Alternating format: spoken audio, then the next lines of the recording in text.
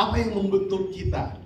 Dan series ini bukan hanya bicara tentang apa yang membentuk kita sebagai gereja di Every Nation Serpong, tetapi apa yang membentuk kita sebagai orang-orang yang percaya. What shapes us as Christians? Apa yang membentuk kita sebagai orang-orang Kristen? Kita lanjut dengan judul The Gospel, yaitu berita Injil.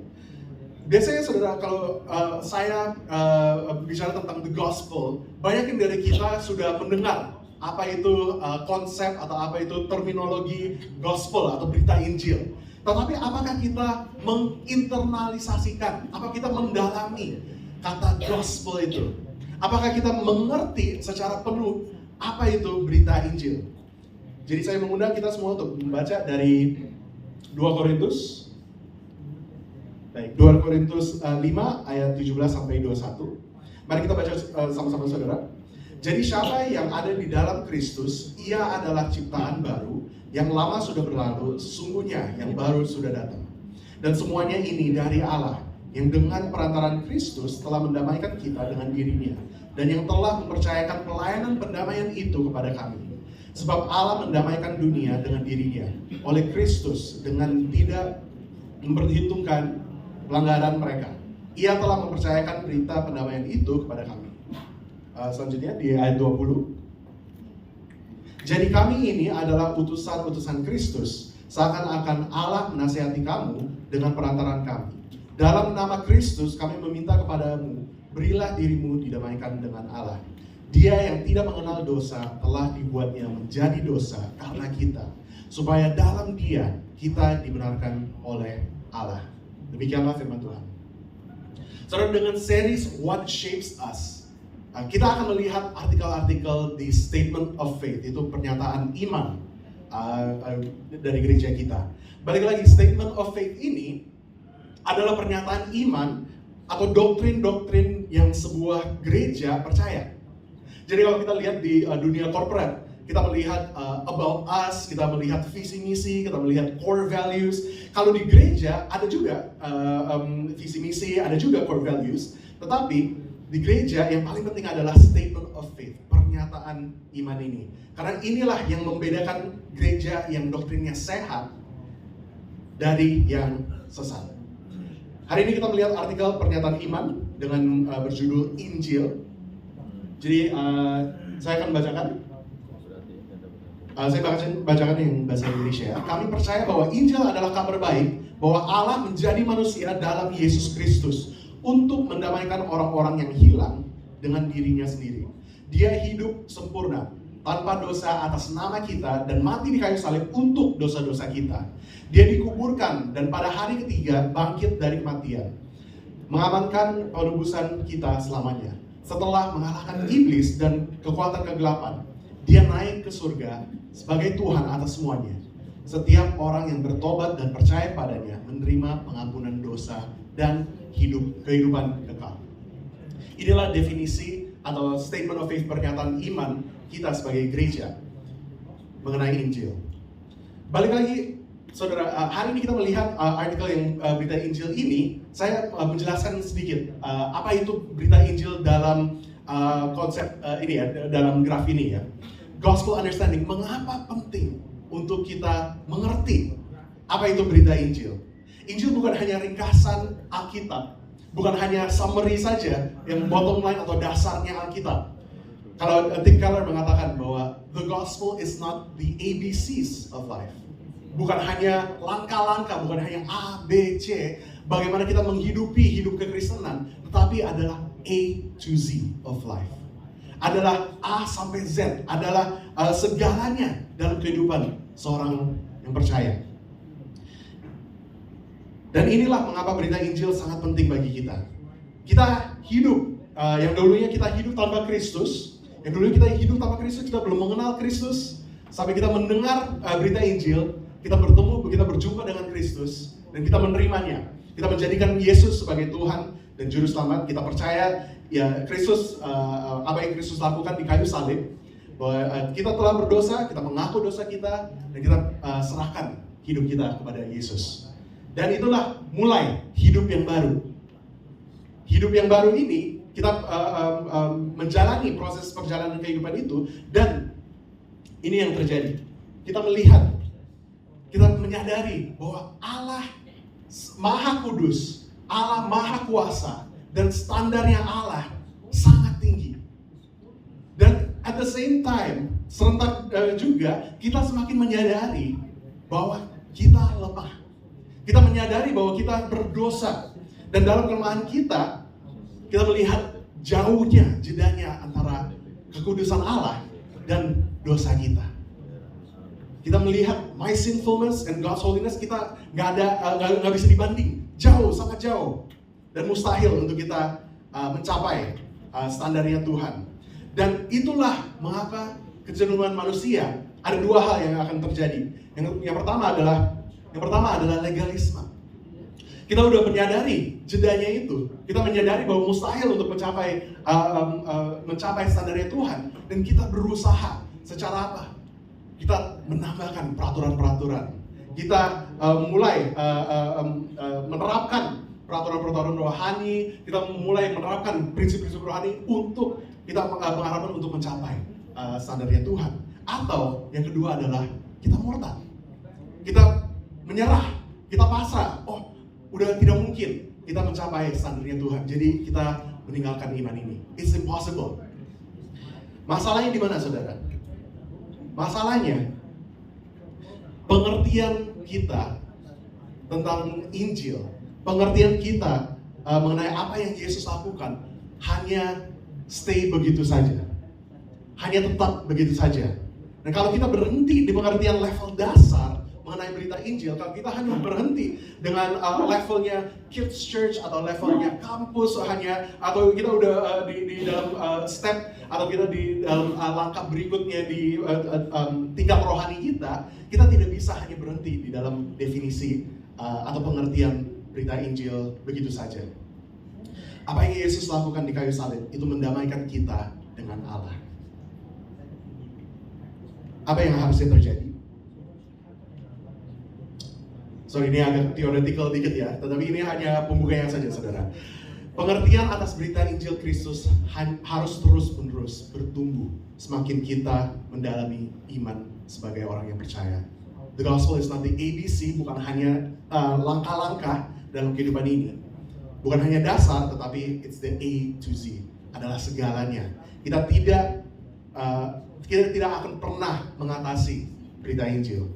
Dimanapun kita berada dalam kedewasaan rohani kita, we will never outgrow the gospel. Itulah mengapa pentingnya kita terus mendalami berita Injil. Dan dari ayat yang kita barusan baca, saudara, dari perikop yang kita barusan baca, kita melihat bagaimana berita Injil membentuk kita. How does the gospel shape us? Yang pertama dikatakan new creation. Ada 3 keyword di pasal itu. Yang pertama dikatakan kita adalah ciptaan baru. Di dalam Kristus kita adalah ciptaan baru. Yang kedua, reconciliation, pendamaian. Dan yang ketiga, righteousness, kebenaran. Kita lihat yang pertama, saudara, ciptaan baru. Di ayat 17 dikatakan, jadi siapa yang ada di dalam Kristus, ia adalah ciptaan baru. Katakan ciptaan yang baru. Yang lama sudah berlalu, sesungguhnya yang baru sudah datang.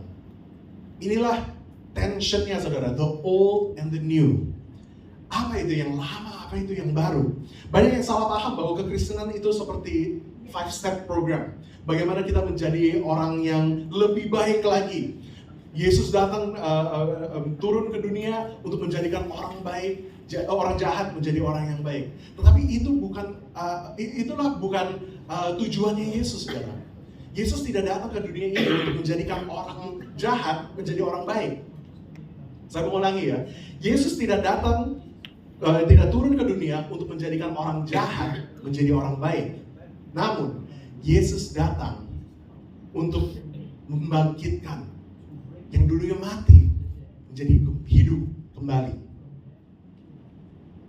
Yang secara default, saudara, natur kita sebagai manusia. Kan kita sering bilang gitu, ya namanya manusia kita berbuat kesalahan gitu, ya namanya manusia. Natur kita sebagai manusia adalah dosa. Kita tidak secara otomatis kita selaras dengan Tuhan.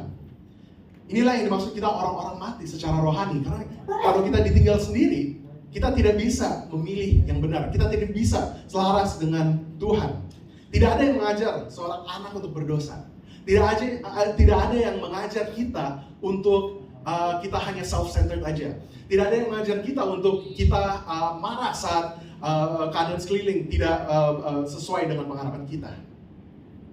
Ada yang bilang juga bahwa dengan segalanya, solusi dunia adalah kita berpegang dengan itu aja. Embrace your flaws. Embrace your mistakes. Embrace your imperfection.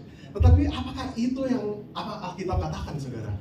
Kalau dibilang we are born this way, kita lahirnya seperti ini.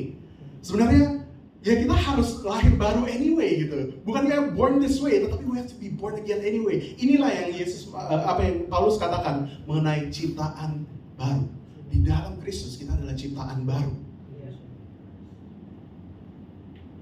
Saudara, mitos dari pemberitaan berita Injil, saudara. Banyak yang mengatakan bahwa saya belum siap untuk memberitakan Injil. Saya belum siap untuk membagikan firman Tuhan. Saya belum siap untuk membagikan iman saya kepada keluarga, kepada teman, kepada rekan kerja. Saya belum siap karena saya masih ada banyak flaws-nya, saya masih ada banyak kesalahannya, masih ada banyak imperfection-nya. I need to work on myself. Masih belum cukup rohani untuk memberitakan Injil. Tapi kenyataannya, saudara, kita tidak pernah akan sempurna di dalam dunia ini. We are not perfect. Karena hanya Allah yang sempurna. Tetapi inilah berita Injil. Di dalam ketidaksempurnaannya kita pun, Tuhan bertemu dengan kita. Tuhan menjadikan kita ciptaan yang baru. Saudara, kalau kita udah kuat, kalau kita udah sempurna, kita tidak membutuhkan Tuhan. Inilah mengapa Tuhan datang. Kenapa Yesus datang mati bagi dosa-dosa kita. We are a new creation, yang berarti bukannya kita menjadi sempurna, tetapi kita mempunyai tujuan yang baru. Kita mempunyai identitas yang baru. Dan kita mempunyai pengharapan yang baru. We are a new creation. Yang kedua, keyword yang kedua dikatakan pendamaian. Reconciliation. Di ayat 18 dikatakan, dan semua ini dari Allah yang dengan perantaraan Kristus telah mendamaikan kita dengan dirinya, dan yang telah mempercayakan pelayanan pendamaian itu kepada kami. Jadi sebenarnya apa itu reconciliation, rekonsiliasi atau pendamaian?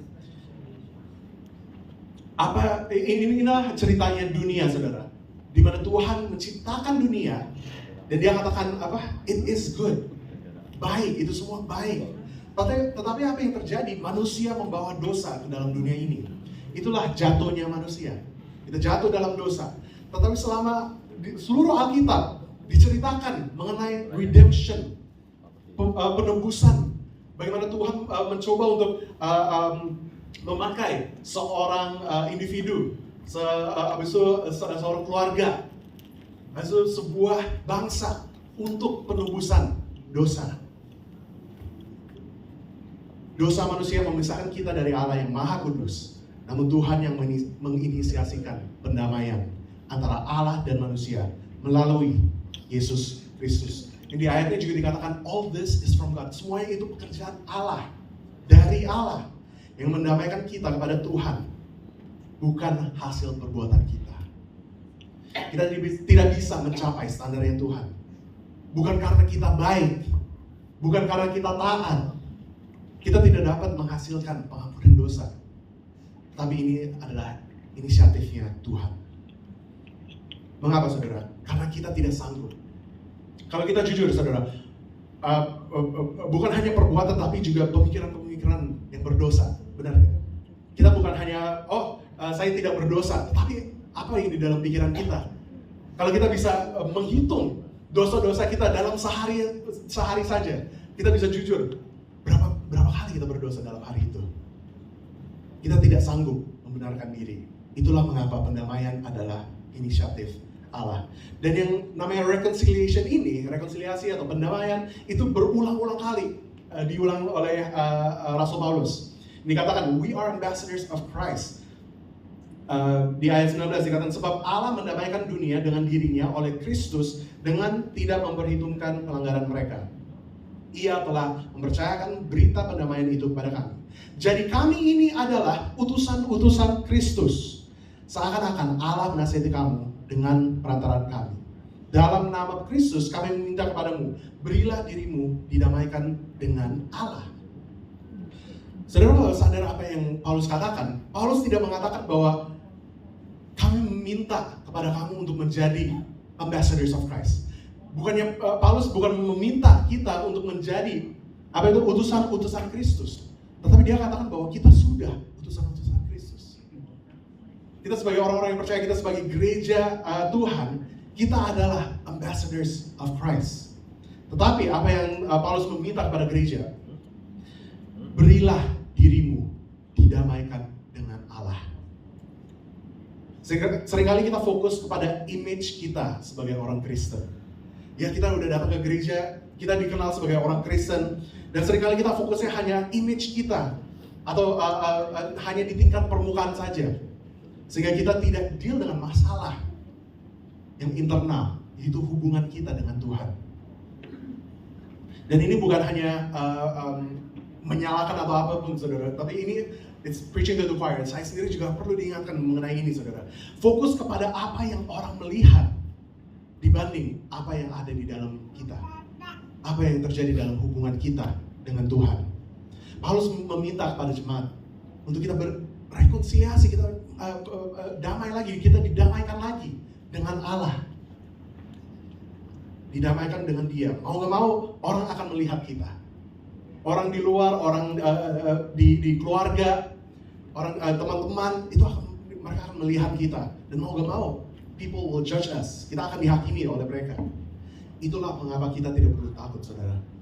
Ketika kita telah didamaikan dengan Tuhan, saat kita berrekonsiliasi dengan Tuhan, hidup kita akan mencerminkan hubungan kita dengan Dia. Perspektif Tuhan menjadi perspektif kita. Mata Tuhan menjadi mata kita. Karakter Tuhan akan menjadi karakter kita. Namanya berita Injil, saudara. This is the good news. Pada Perang Dunia Kedua, terdapat beberapa tahanan perang Amerika di sebuah camp tahanan Jepang, prison camp, Japanese prison camps. Mereka bekerja keras setiap hari dan menderita penyiksaan dari penjaga penjara. Kondisi mereka sangat buruk sehingga banyak yang putus asa. Suatu hari seorang tahanan menundukkan sebuah radio portable. Mereka mendengarkan radio setiap hari, berharap mendengar kabar terbaru dari medan perang. Dan akhirnya pada tanggal 2 September tahun 45, mereka mendengar kabar baik. Jepang telah menyerah. Pasukan sekutu telah memenangkan perang itu. Namun berita itu belum sampai ke penjaga penjara mereka. Para tahanan perang Amerika tetap bekerja di kamp tahanan tersebut selama beberapa hari sampai akhirnya dibebaskan. Dan dalam beberapa hari itu, saudara, tidak ada satupun dari mereka yang putus asa. Kenapa? Karena mereka bekerja dengan sukacita dan pengharapan yang baru. Karena sekarang mereka mempunyai keyakinan bahwa mereka akan segera dibebaskan. Dan inilah akibat kabar baik, saudara. Berita Injil Yesus Kristus mengubah pola pikir kita sehari-hari. Kita telah didamaikan dengan Tuhan. Itulah pengharapan yang kita mempunyai di dalam Kristus. We are new creation, kita didamaikan kepada Tuhan, sehingga kita dapat hidup dengan pengharapan dan sukacita yang kekal. New creation, reconciliation, dan yang terakhir kebenaran. Di ayat 21 dikatakan, Dia yang tidak mengenal dosa telah dibuatnya menjadi dosa karena kita. For our sake, He made Him to be sin who knew no sin. Supaya dalam Dia kita dibenarkan oleh Allah.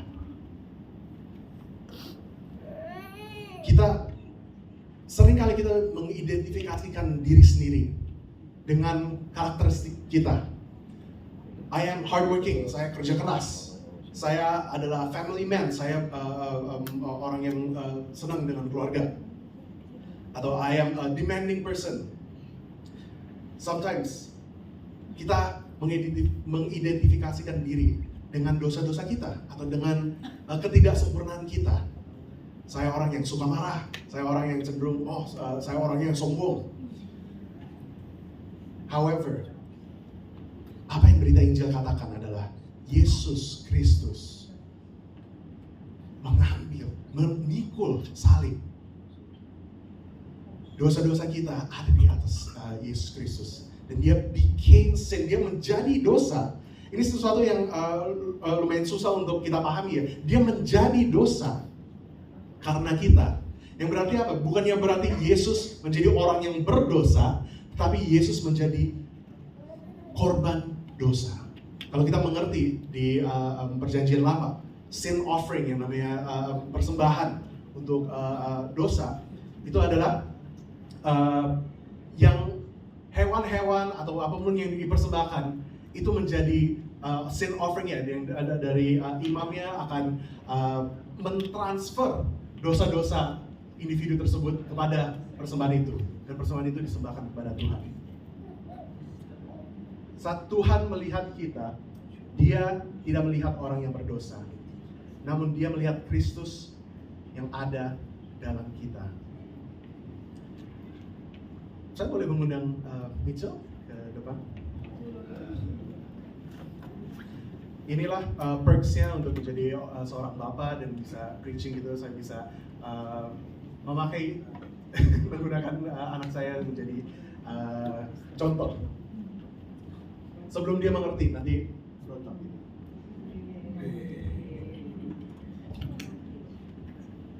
So this is my son. Inilah anak saya. Inilah konsep sonship, saudara. Dia tidak melakukan apapun untuk menjadi anak saya. Dia tidak mengkualifikasikan diri sendiri. Dia tidak qualify diri sendiri untuk menjadi anak saya. Tetapi posisi Mitchell adalah, dia adalah anak saya. Dia adalah anak saya, dan itu tidak akan berubah. Posisi Mitchell sebagai anak tidak akan berubah. Kondisi dia akan berubah. Kondisinya dia akan rewel. Kondisinya dia akan bertumbuh. Dia akan menjadi teenager nanti. Dia akan memberontak. Ada waktu-waktu di mana dia akan tidak taat. Tetapi posisi dia tidak akan berubah. He is still my son. Itulah pandangan Tuhan terhadap kita. Kondisi kita mungkin sedang lemah. Kondisi kita mungkin sedang jauh dari Tuhan. Tetapi posisi kita tetap sama. Tuhan menganggap kita sebagai anak-anaknya.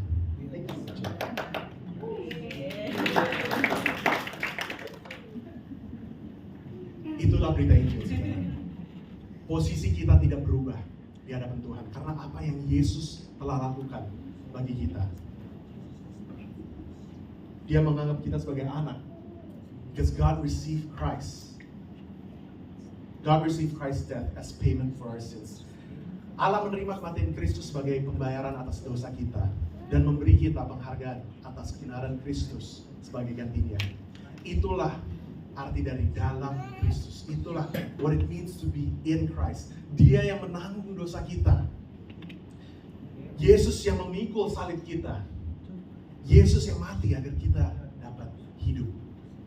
Kita dapat rewardnya. Kita dapat benefitnya. Yesus yang menderita untuk kita. Dia ditolak agar kita dapat diterima. Dan bagi yang percaya kepada Yesus Kristus, kita dapat hidup yang kekal. This is the gospel.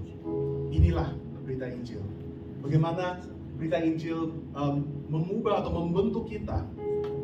Kita dijadikan ciptaan yang baru di dalam Kristus. We are a new creation in Christ. Kita didamaikan dengan Tuhan. We are reconciled to God. Dan Tuhan melihat kebenaran Kristus dalam kita. God sees righteousness in us because of what Christ has done. Pertanyaan saudara, is my life in Christ? Pada saat ini, apakah hidupku berada dalam Kristus? Apakah kita sudah mengambil keputusan itu untuk menjadikan Yesus sebagai Tuhan dan Juru Selamat kita? Beberapa dari Bapak Ibu Saudara mungkin sudah mengambil keputusan itu beberapa tahun yang lalu. Tapi saat ini, apakah kita yakin sepenuhnya bahwa hidup kita ada di dalam Kristus. Apa kita sudah menjauh dari Dia? Sama seperti anak, posisi kita di hadapan Tuhan tidak berubah. Kita tetap jadi anak-anaknya. Dia tetap menganggap kita sebagai anak-anak